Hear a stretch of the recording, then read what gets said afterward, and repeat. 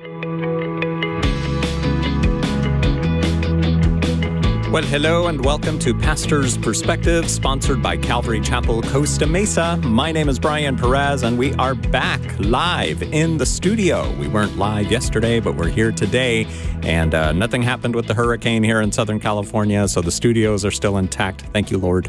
And I don't think any studios were affected that I know of. But anyway, we're here, and we'd love to chat with you at 888-564-6173, 888-564-6173. That number is good until 4 p.m. Pacific time. You can also send us your questions using Facebook Messenger or Instagram, or by using the form on the Pastor's Perspective page of our flagship radio station's website, kwave.com, kwave.com. Go there, find the Pastor's Perspective page, and submit your question. You can also watch archives of the program there and short features that we put together every now and then. So check that out. But if you've got a question, the best way to get an answer is to call us. So call us, 888-564-6173. We're anticipating so many people calling today that we've got 2 call screeners out there ready to talk to you at 888-564-6173. And answering your questions today, we've got Richard Cimino, one of the assistant pastors at Calvary Chapel, Costa Mesa in Southern California. And he's sitting in for Brian Broderson today. Although, Richard, I spoke with somebody who called in earlier to the radio station. His name is John. And he said that you need to say Cimino because you're Italian. He's Italian. So he was like, tell him to stop saying Cimino. Tell him to say it the right way, which is Cimino. It is the right way. It is the correct way, yes. Yes. But we also talked about Perez should probably be Perez. But I've been saying Perez for years, so, you know, we just... It's for the sake of the rest of the American-speaking people. Yes. Yeah. Also in the studio, Bobby Conway, the pastor of Image Church in Charlotte, North Carolina, the guy you see on the Christianity Still Makes Sense YouTube channel. He is here with us today and tomorrow and Thursday. That's right. And maybe we'll get him to come back Friday and next week, and who knows? So as long as he wants to stay, it's fine with me. How are you, Bobby?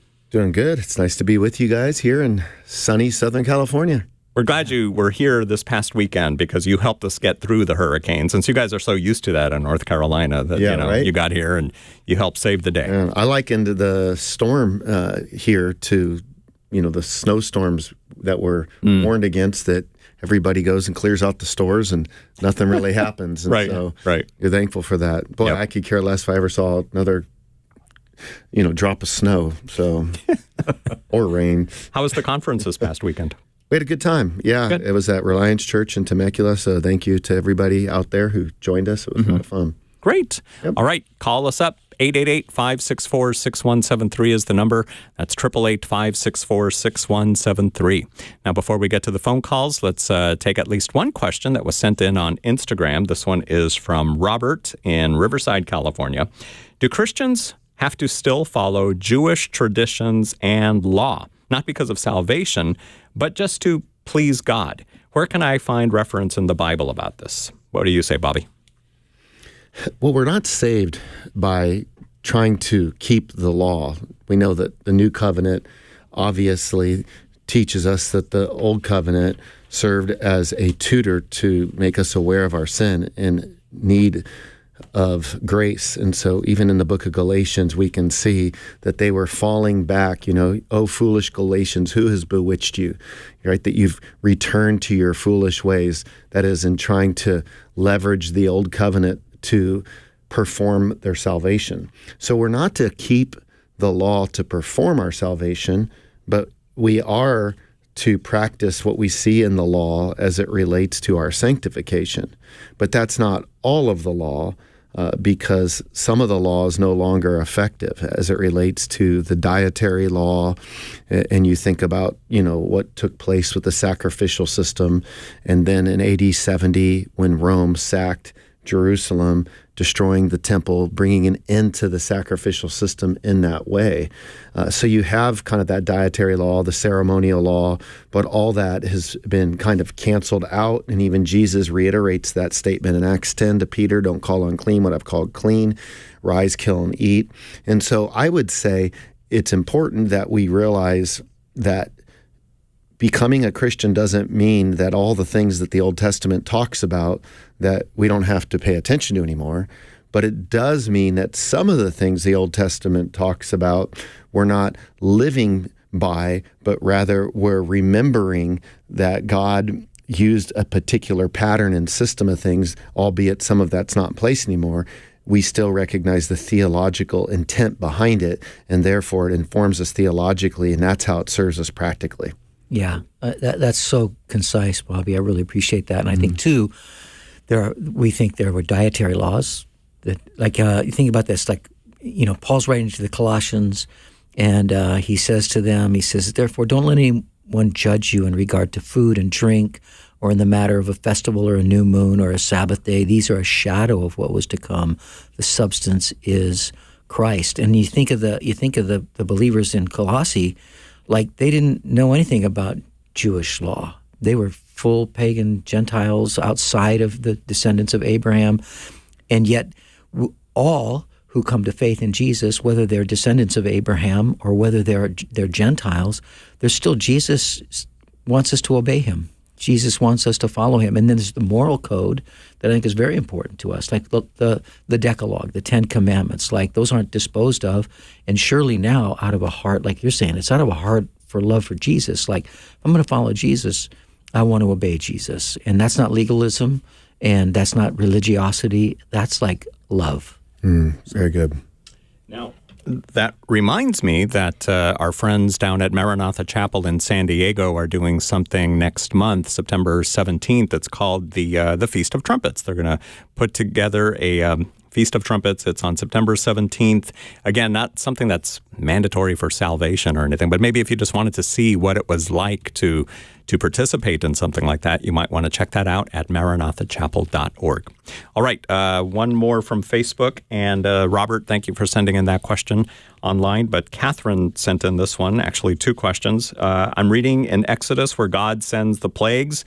And so far with the blood and the frogs, it says, but the magicians were able to do the same things with their magic. How were the magicians able to do the same miracles that God was doing? Bobby?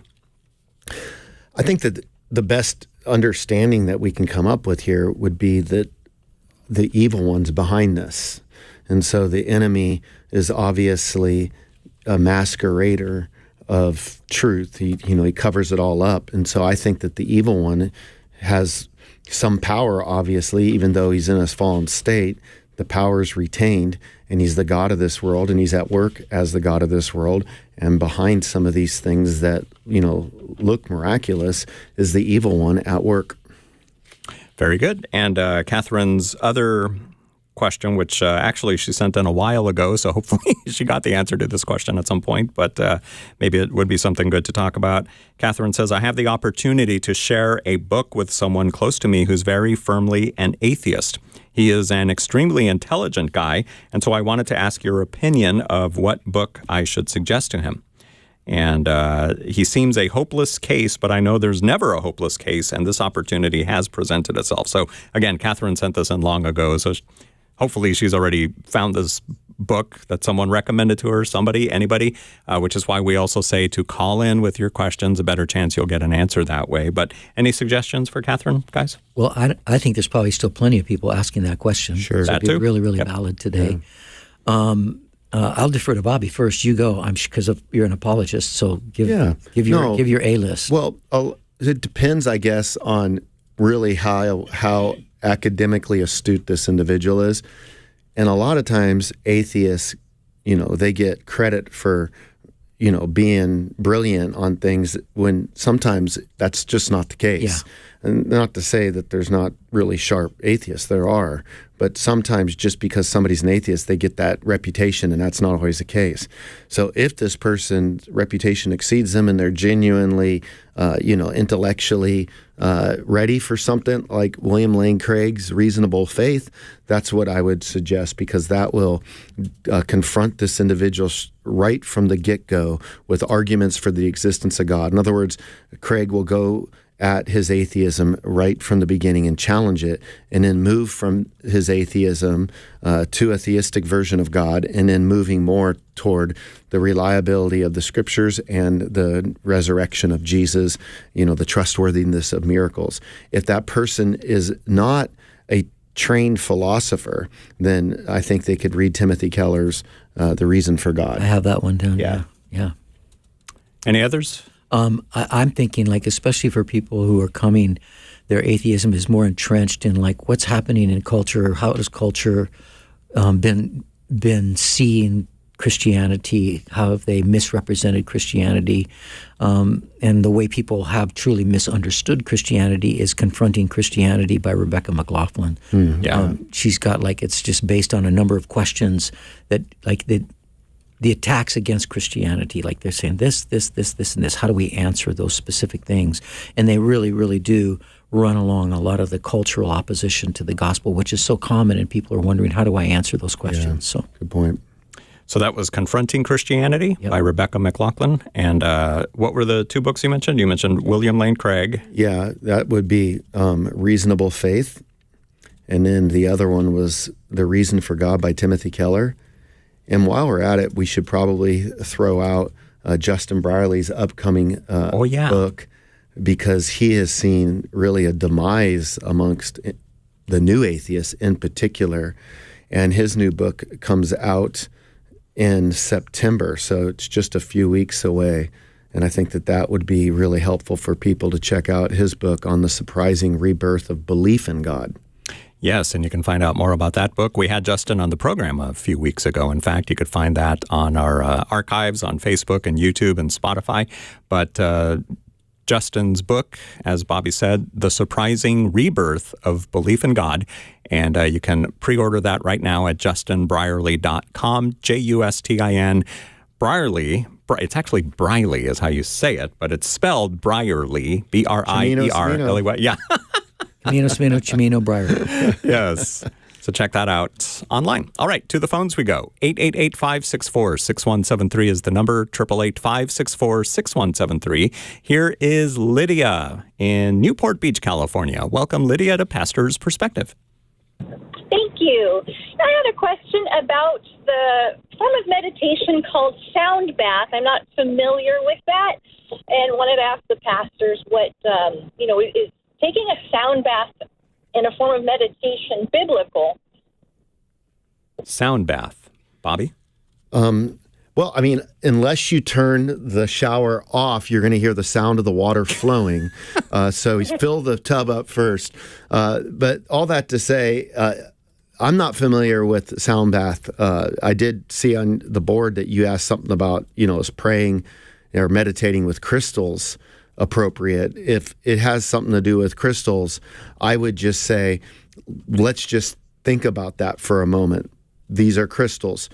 Why do they get special privilege to join us in our meditative exercises?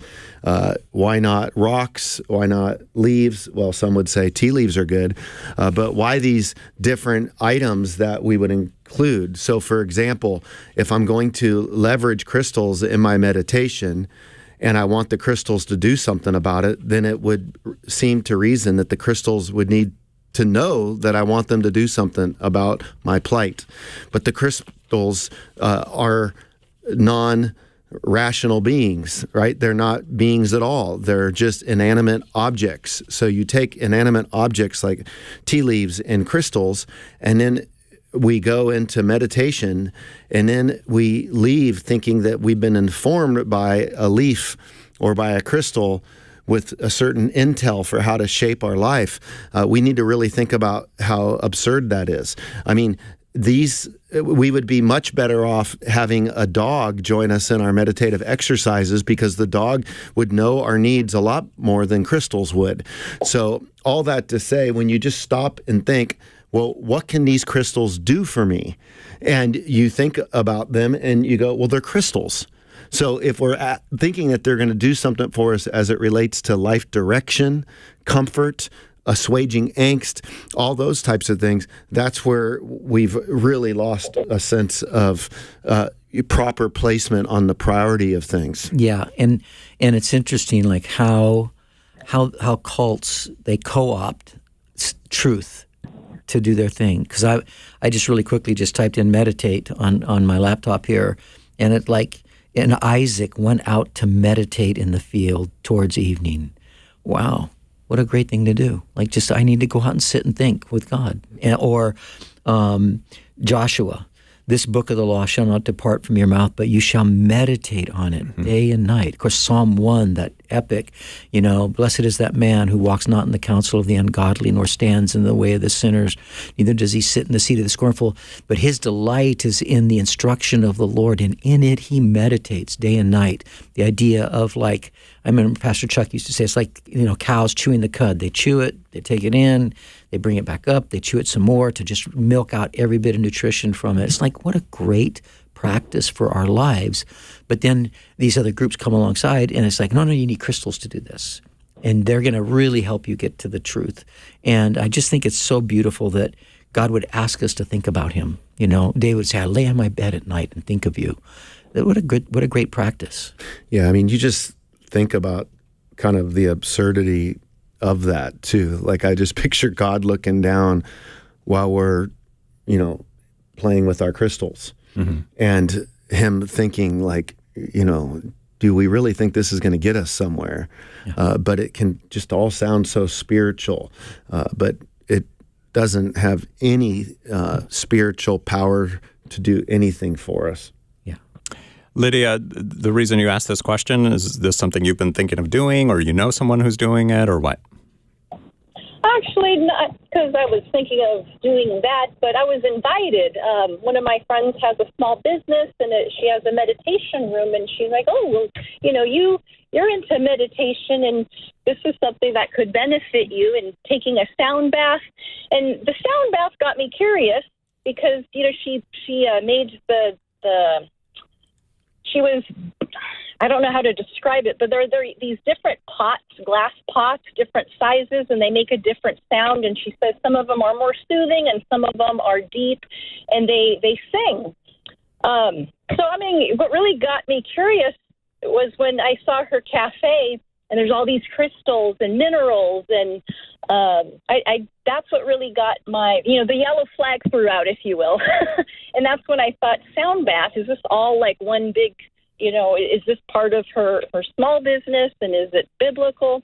Because, the sound bath itself, if we went out to a park and we're just listening to the sound and being quiet, and I wouldn't even say that's biblical or anti-biblical. It's just kind of maybe going out in a park. But, I think what really gave me comfort was meditating on God's word, and that's really what I do. So maybe that's an opportunity for me to explain to my friend with the small business that my form of meditation is meditating with me and Jesus and his word. And that's really what I do in my quiet time. And sometimes it's not even meditating on a verse. It's just, I just want to hang out with Jesus, play worship songs, make coffee, and journal. Maybe write a long praise report, or, a thankful praise of what's going to happen. But yeah, that's actually how this all came up, was just the crystals I saw in her business. Right. I'm thinking you can also just listen to archives of Pastor's Perspective, and then, that there's the sound, and I don't know. Christianity Still Makes Sense. Lots of YouTube channels that you can watch them, so it's not really a sound bath, but I guess you can just close your eyes and listen to them, and then it kind of be like that. It's kind of funny, though, to picture like me telling my wife, hey, honey, I'm going to be stepping aside for about 15, 20 minutes for a sound bath. So if you could please just let me be. Oh, sweetie, I forgot the crystals, though. If you could bring those in, that would accompany me. That would be great.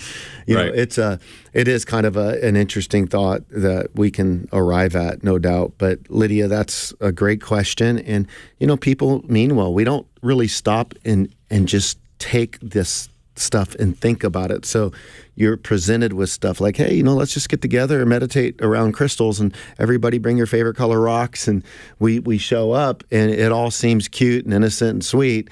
But like the elephant in the room question is, what are these rocks going to do for us? Yeah, the inanimate. Yeah.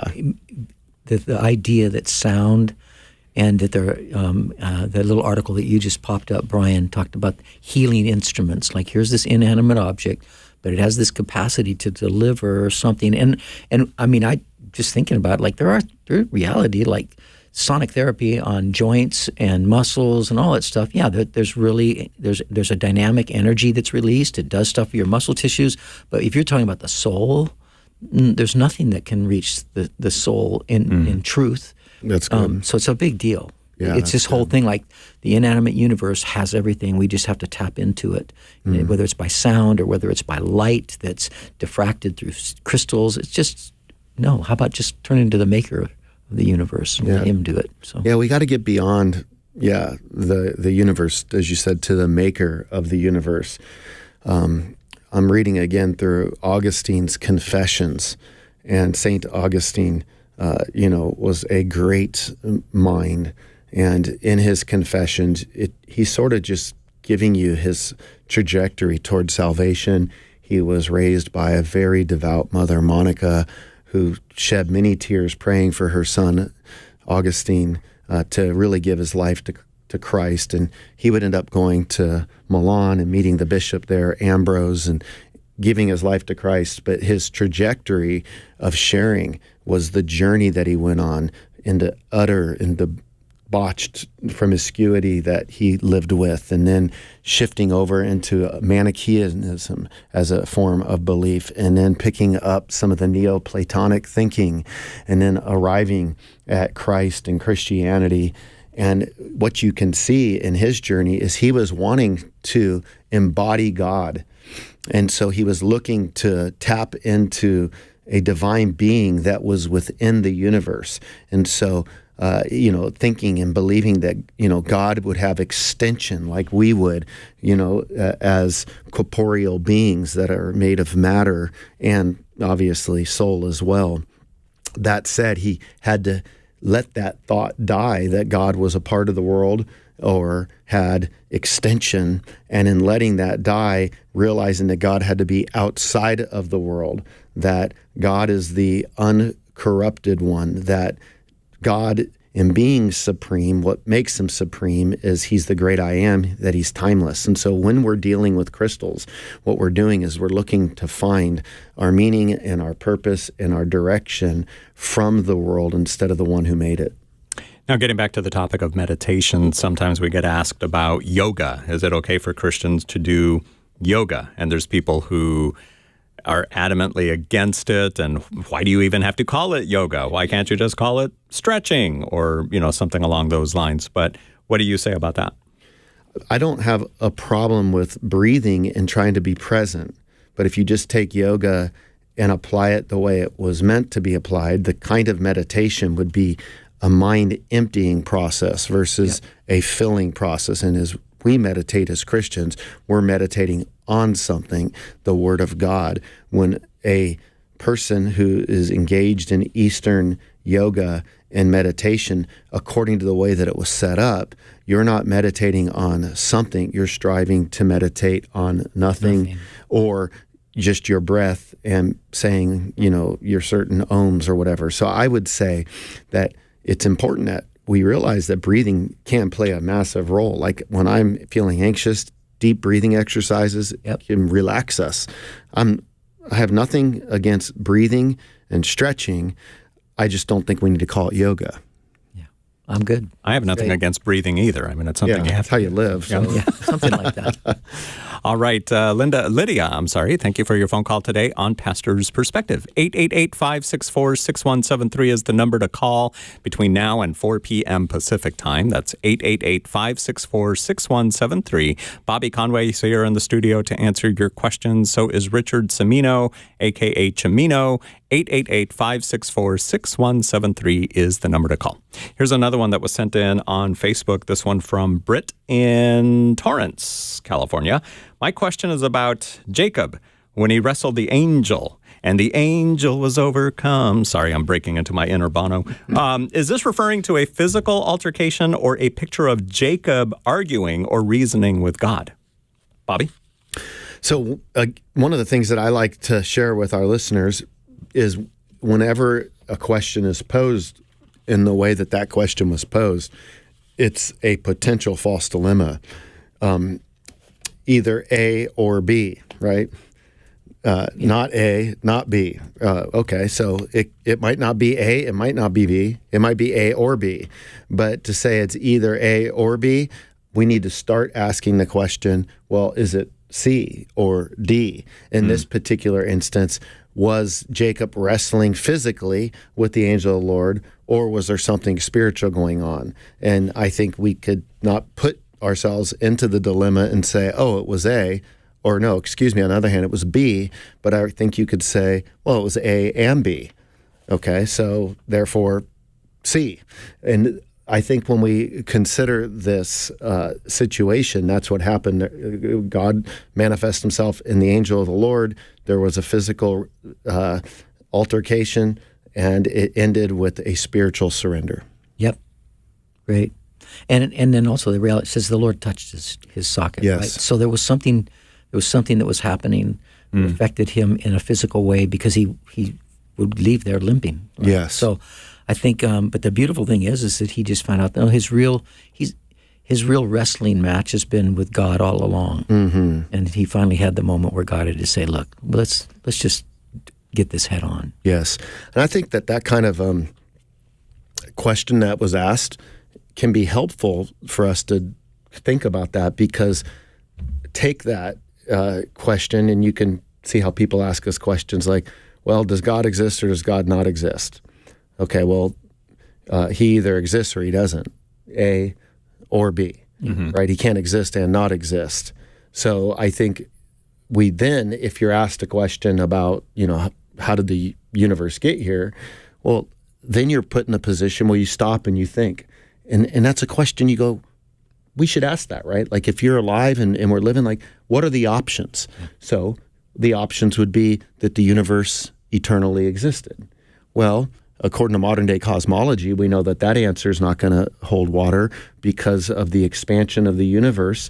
That shows us that if you were to rewind that process, you come back to a singularity where you have the Big Bang. Not only that, you have basically the second law of thermodynamics, that the universe is running out of usable energy.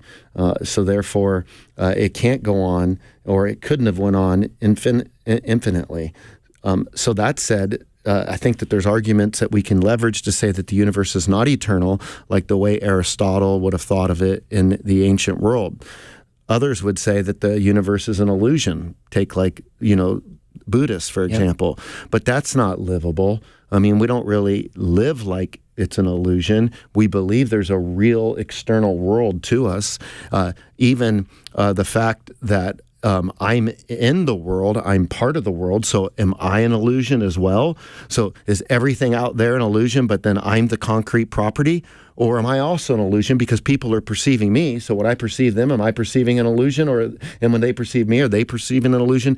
So you can begin to see that worldview is not real strong, right?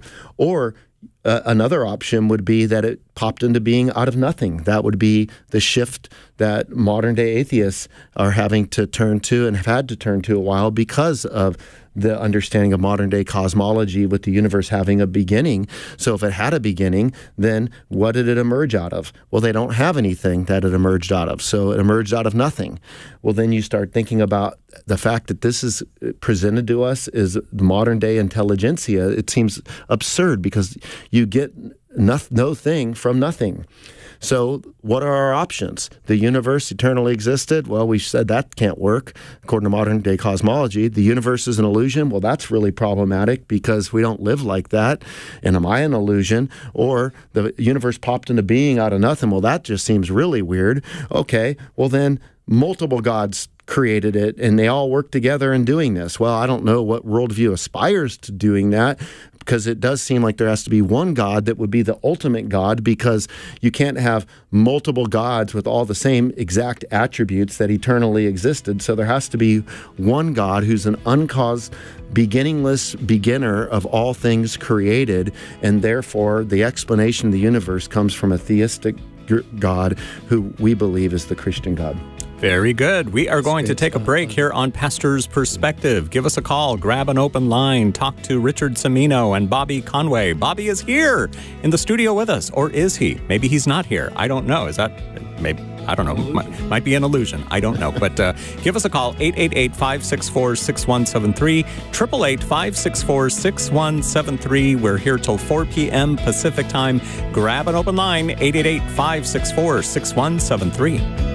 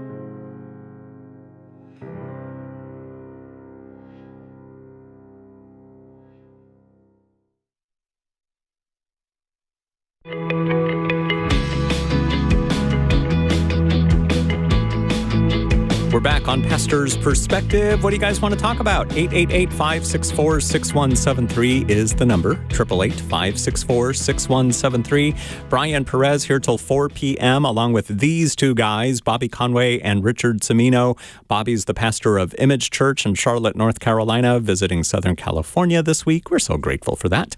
And you can also see Bobby's YouTube videos on Christianity Still Makes Sense. So check that out, subscribe to it, like it, all that other stuff so that you can get notified every time Bobby puts out a new video. Also in the studio, Richard Cimino, one of the assistant pastors at Calvary Chapel, Costa Mesa, sitting in for Pastor Brian Broderson, who should be back in a few weeks. And Richard taught this past Sunday at Calvary Costa Mesa. How'd it go, Richard? I always tell my wife, I'm not the best judge of that. You tell me how it went. Yeah, that's a good point. You know? So let's ask Valerie. Let's call her. Tell her Right what she now. thought. Yeah. Yes. All right. 888-564-6173. And here is Wayne calling from Yorba Belinda, California. Not my Belinda, but your Belinda. Hello, Wayne. Welcome.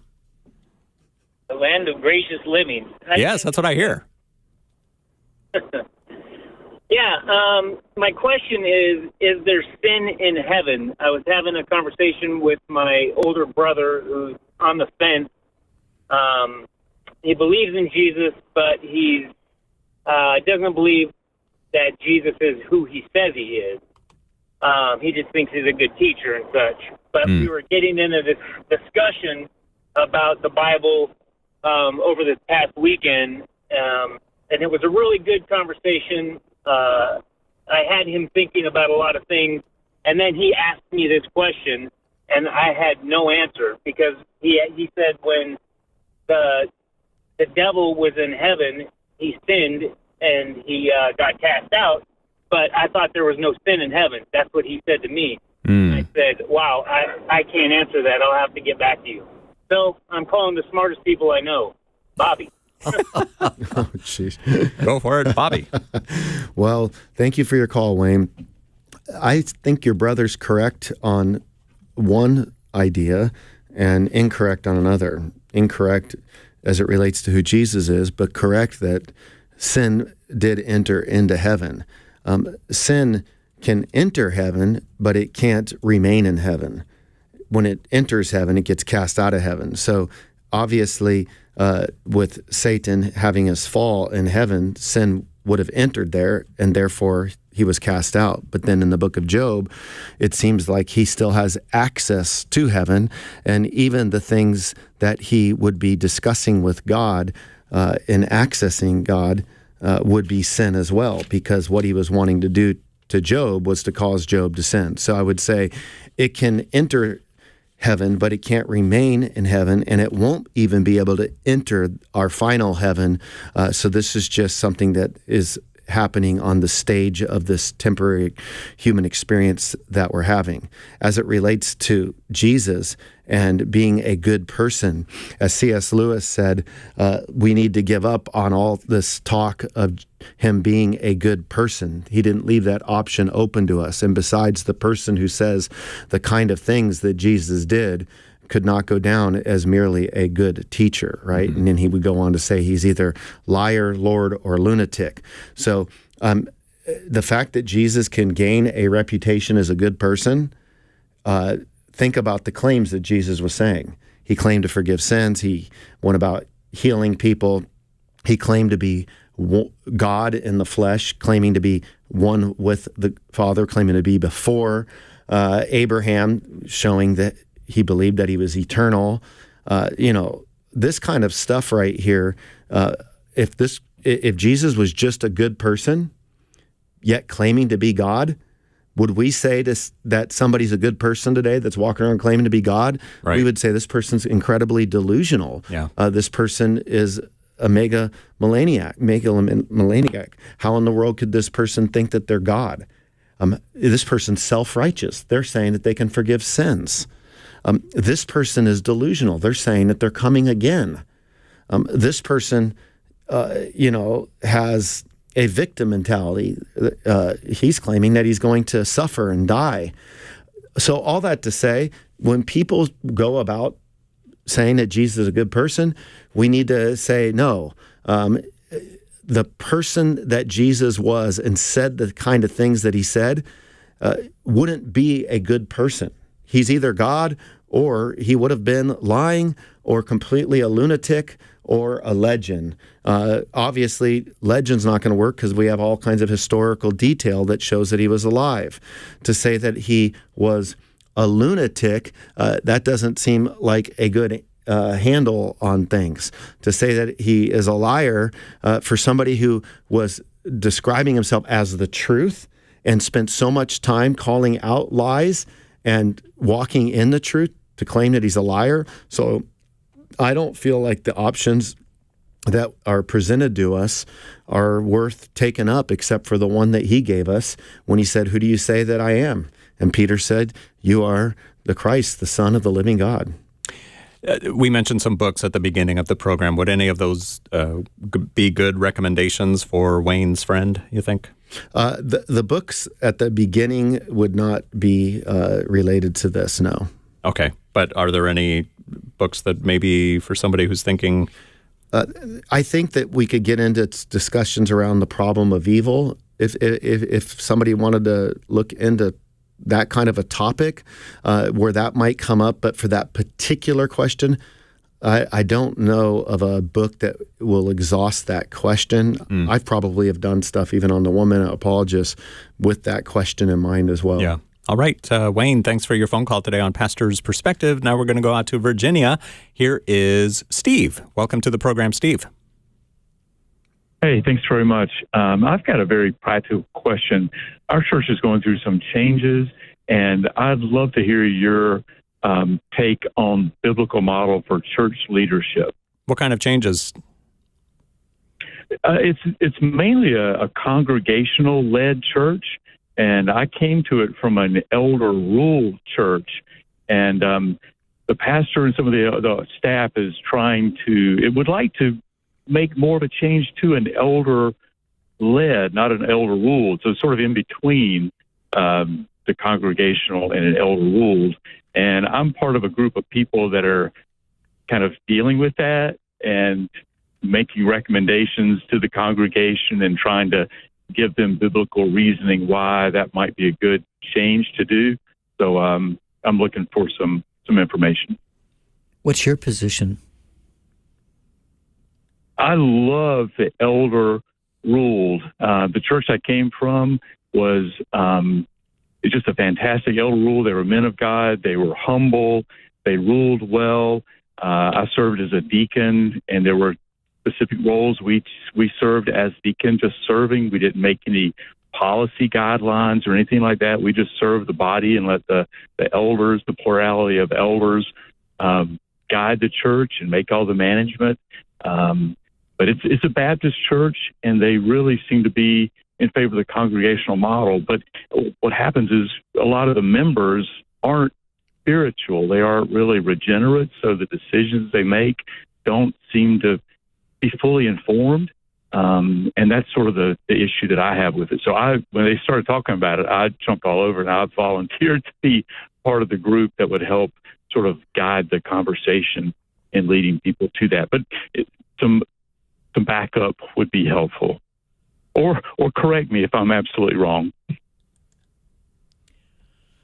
Well, I mean, there are different camps that would agree that around the idea of elders, overseers, that they're the highest office in a local church, and they have the responsibility of oversight of doctrinal soundness and the spiritual health of the church. They have pastoral care responsibilities, and then equipping believers for the work of the ministry, and I think bringing vision to that group. Now, with that said, I believe that there are churches who would say yes, but then there's elder equals pastor. And for a long time, that was the way I understood it. Elder, pastor, synonymous. Elder is the office, pastor is the task. But now there's from the people that I know, there's a move towards saying, well, elder and pastor are not synonymous, and they're looking at the languages, and they're saying, well, in the Greek, pastor is usually a verb, pastorein. They do this work of soul care, if you would. And so you don't have to be an elder to be a pastor, but pastors are not elders. They're separate from. And then there's also the view of like, well, is it a plurality of elders that run the church, that lead the church, or is it what some people would call the Moses model? There's a guy, he's the lead pastor, and then he kind of leads a team of other pastors in the ministry. There's a lot of people that are wondering, well, which of these are the thing? I think the biggest idea, and I'm open to hear what you have to say, Bobby, that we need elders. It's clear in the New Testament. It's clear in the book of Acts. Paul said Titus, I believe, to go appoint elders. That's not done in this one place. You go there, go to Crete, and appoint elders. Had to be done. He says that's missing right now. We went, we preached the gospel, people got saved, and we've moved on, but they need people to lead that congregation. And so I think, Peter with Jesus, post-resurrection, feed my sheep, feed my lambs, tend them, the call to pastoral care. But how people perceive that office, is it divided equally amongst a group of elders? I personally, I think leading is more of a task. Senior is more of a title. I had one really bright guy, one of my seminary professors said, I would prefer lead because at least it's serving. It's a serving title, whereas senior applies just a position and above. And he goes, so if I'm going to say that, because I just felt like, I'm an assistant here now on staff, and I'm happy to be in that position, but I was the lead pastor or senior pastor at one church that I came in behind a guy that had to leave, and then another one I planted myself.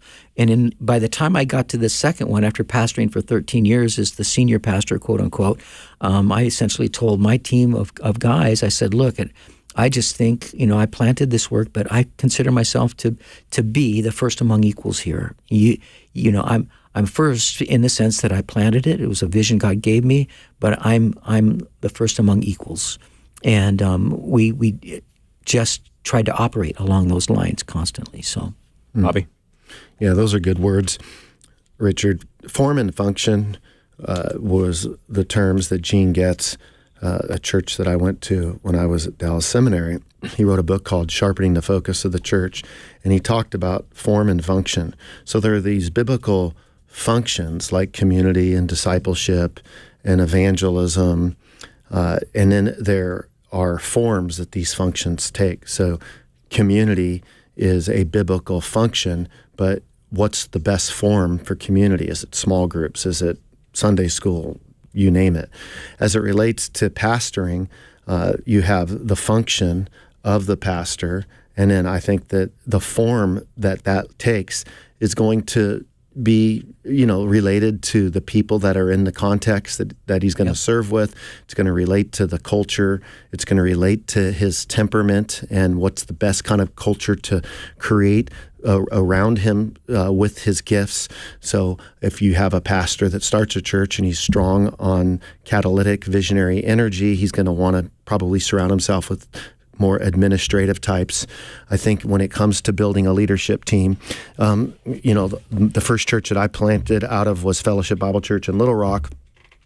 Robert Lewis was a mentor of mine. He created the men's fraternity curriculum, and they taught me a model about community, corporation, and cause, that when you're building your leadership out, you have to be careful to balance all that. So sometimes when you think about us, we're all going to be stronger in one than the other. Community is, your relational guy. Cause is your visionary, your catalytic guy.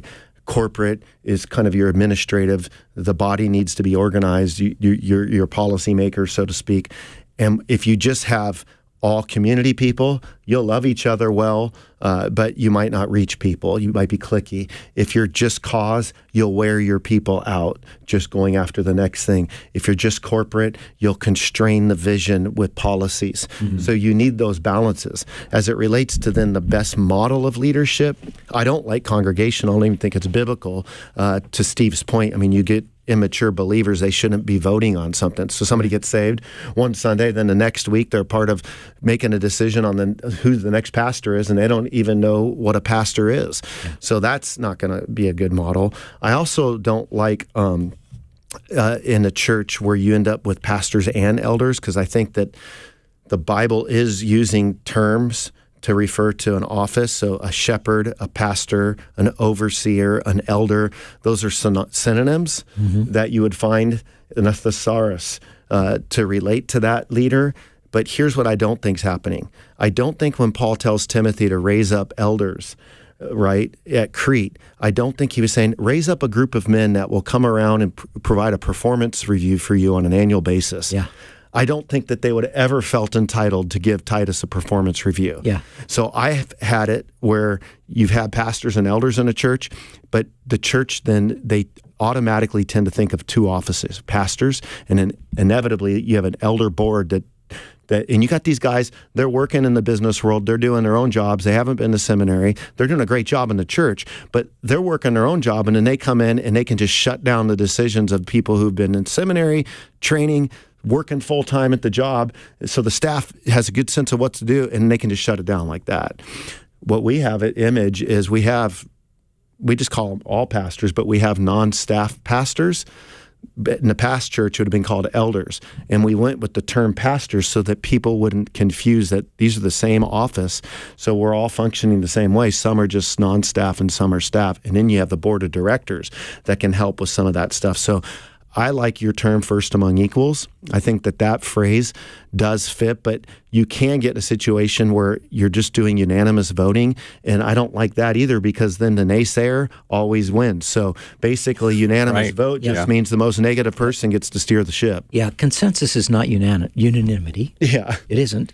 Neither is it majority. Yeah. Consensus, I love this one definition, and for the life of me, I can't remember the guy's name, but it was in one of our textbooks that we use for seminary, and the guy was saying consensus is not unanimous, It's not majority. It's everybody looking at one another and say, I understand you fully, and you understand me fully, but I'll go over here with you. Right? I will. There's a consensus. Deference too. And there's a real deference. And I know for myself, in the second church I pastored up in Northern California, there were times where like I was strongly, adamantly like not agreeing with these guys, but I'd go, okay, let's do that. And I am not that guy. By nature, you ask my wife, you ask my friends, like one of my really dear friends in life used to describe me as a bulldozer, right? Or a steamroller. Like I was just like, I have this is here, everybody get on board, we're going.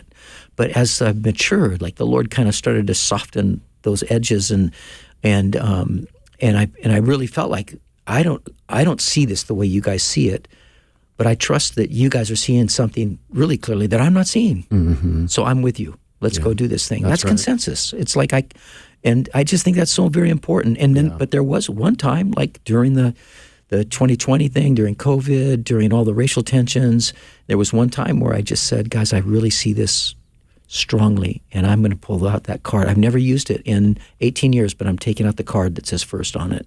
Because someone's going to lead here. Somebody has to make a decision, and this is the decision. And it was the hardest one, and it was a rough one, to say the least. Wow. But I would never go back on that. I really wouldn't. So I just think I don't see anywhere where it says, oh, it's a plurality of elders, or no, it's a this. It just says there's elders. So what you said, I think it's so great how it fits in the context that you're at. Yeah. Steve, thank you for your phone call today from Virginia, 888-564-6173. Now let's go to the hills of Laguna, California. Laguna Hills. Talk to Haley. What is up, Haley? Thanks for calling. 888-564-6173. Hi. So I had like a neighbor. Last week we were in a conversation, and they kind of mentioned how they didn't want the homeless to live near them, but they were okay if the homeless got housing. And when I said, why does that make sense? They're like, oh, this type of building that would fit homeless people wouldn't fit in our neighborhood. Is that Christian to say? Now, is your friend Christian? Does your friend consider him or herself to be a Christian? Oh, yeah. Okay. Bobby? Man, the homeless thing is such an issue, right? I mean, being homeless is not a good thing. And we have a problem on our hands that I wish I knew the solution to. I mean, I have a friend that, he's even mentioned like, creating an island or something, find an island and having provisions. And there was a part of me that just heard it though. And I was like, here's an island if you want to live that way and just tear up the island and defecate all over the place and you have needles everywhere. This is a place that you can go. If you're shut down on life, you can't go. And then, the government is, sends provisions over. But yeah, you're just kind of living lawless out there. It sounds really ugly. It sounds really bad. But I can understand why you wouldn't want that kind of lifestyle going on in your neighborhoods. I mean, what homelessness produces. That isn't to say everybody, but in general, the homeless population is a drug-addicted community that is shut down. Lots of mental health stuff, lots of sin, lots of need for Jesus, and I think that we need to figure out something. And I don't know what the solution is, but my goodness, there is a part of me, I'm thinking like if I was homeless and everybody was mad at me all the time for my begging and I just did not have the capacity to get out and work, but I knew that there was this island that was dedicated that I could go and I'm just going to be amongst other, people like this, and maybe they were going to send people out that were going to be pastors and chaplains on this island trying to help out and take care of things. I don't know, man. Something's better than just breaking in these houses and stores and defecating on the streets. We need something. I don't know what the solution is. Yes, I totally agree, and I think with the summation of like I don't know what to do. Like it's overwhelming. It's overwhelming to think of the problem. Here's what we do. I think we have to, as Christians, we start with God is all the time. Like he has to be our starting point going forward. And when he makes himself known to Moses on Mount Sinai, he says, I am the Lord, Yahweh, full of compassion. That's the number one. He you know, in biblical times, names carried character in them. And so what he says is, let me explain myself to you. First of all, I am full of compassion, right? And so we can't lose the compassion element, because it's upon us. It's incumbent upon us as followers of Yahweh incarnate to be followers of Jesus, to be compassionate. How does compassion look? Well, it doesn't look like can we just build a building for him because that's going to fix the whole problem. It would be very compassionate when there's the element that could be very, very destructive,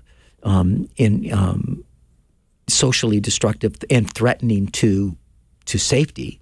Well, the compassion has to move in two directions. It can't be unidirectional. It can't just be towards this group of people that come under this label of homeless. We have to consider also the people. If it's just like, they just are too dirty, I don't want them around me, that's not compassion. But if it's like, no, the particular homeless people that we're seeing in our area, they are very, very much not in a right state of mind. They are dangerous, hygienically, all these things. There's something else here, and I don't know what to do with them. I personally don't know what that solution is. But what we can't do is be lacking in compassion towards them, but also for people on the other side of it.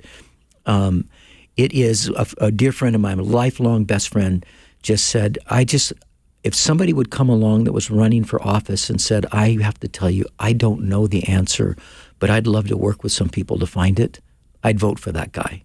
But everybody's coming in and say, I got an answer, it's toss them over here, or no, it's give them everything. Mm-hmm. And it's like, it's just there needs to be some higher process that has to go on, and that doesn't dehumanize these people, but at the same time understands the limitations of them and the possible liabilities involved with them. It is so complex, and I think we just got to pray and really just appeal. Haley, I would appeal to your friend on just like, how does compassion work here? Right. Could you explain to me how you think compassion would work? Because we have a compassionate God. Mm. Should the church do more? There are people who say, well, the church should take, the churches that are worth all these millions of dollars or whatever, maybe they should start programs. I mean, but again, that wouldn't be the ultimate solution. Even Jesus himself said, the poor you will have with you always. So what then? Yeah, I mean, that is true. We're going to have the poor with us always. I do feel like if you were to talk to the homeless people, you have a mixture. A lot of them are addicted. Some of them want to be in that lifestyle. Some of them want to be out of it. Mm-hmm. Some of them are just so broken that they mentally look okay, but they're shut down big time. And I don't know the solution at all, but I think it should be on the front of the forecast of every church out there to try to do something about it. Yeah. All right, we have run out of time. Barbara, Peter, everybody else that we couldn't get to today, really, really sorry that we couldn't, but we will be back tomorrow between 3 and 4 p.m. Pacific time. So give us a call then, won't you? We'd love to hear from you. For Bobby Conway and Richard Cimino, I'm Brian Perez, and Pastor's Perspective was sponsored by Calvary Chapel, Costa Mesa.